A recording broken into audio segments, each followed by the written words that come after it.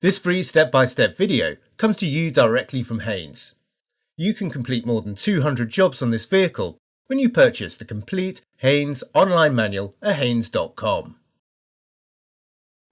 Place chocks each side of the front wheels. Select reverse gear and release the handbrake. Where applicable, using the tool provided, remove the centre cap from the wheel.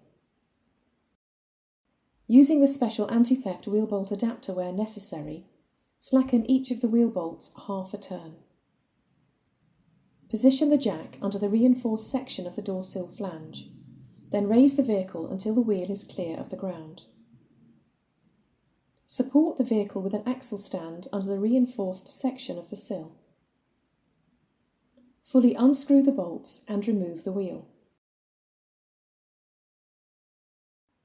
Extract the spring clip, then tap out the pad retaining plate. Pull the inner and outer brake pads from place. Remove the anti-rattle springs from each pad. Measure the thickness of the pad friction material.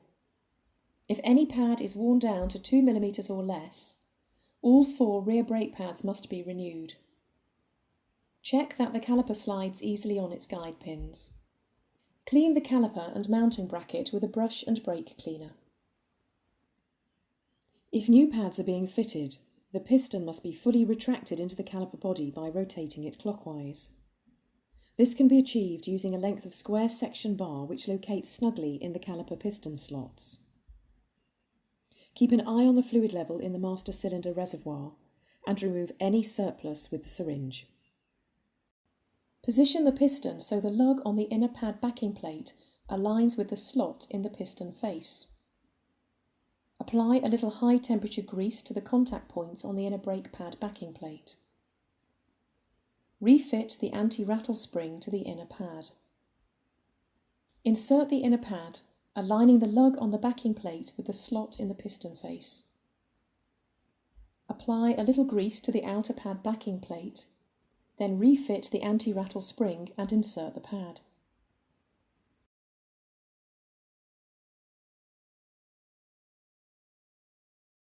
Check that the lug on the inner pad plate is still engaged with the slot in the piston. Slide the pad retaining plate between the pad backing plates and the bracket. Press the spring clip into place. Repeatedly depress the brake pedal to bring the pads into full contact with the disc. Repeat the whole procedure on the remaining rear brake.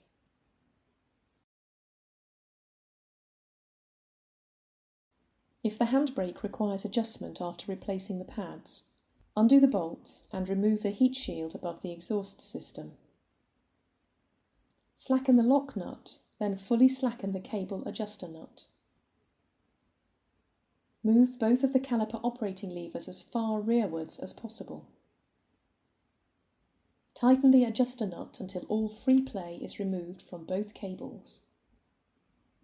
With the aid of an assistant, adjust the nut so that the operating lever on each rear brake caliper starts to move as the handbrake lever is moved between the first and second notch of its ratchet mechanism.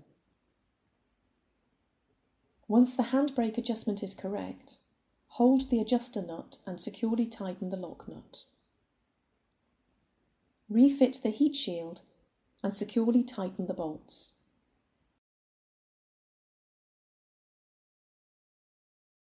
Locate the wheel over the hub and align the mounting bolt holes. Insert and lightly tighten the bolts.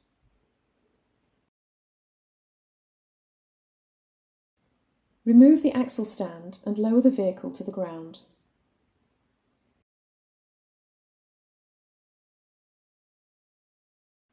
Tighten the wheel bolts to the specified torque.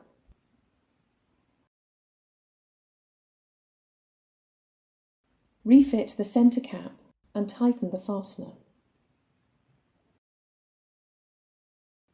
Don't forget to remove the wheel chocks. Open the passenger's door and pull the bonnet release handle. Pull the safety catch release and open the bonnet. Release the support prop and clip it into the hole in the inner wing. The brake fluid level must be kept between the minimum and maximum marks at all times. If topping up is necessary, clean the top of the reservoir, disconnect the level sensor wiring plug and unscrew the filler cap.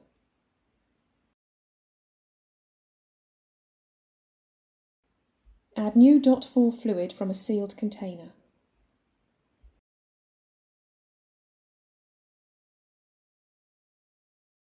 Securely refit the filler cap. Reconnect the level sensor wiring plug.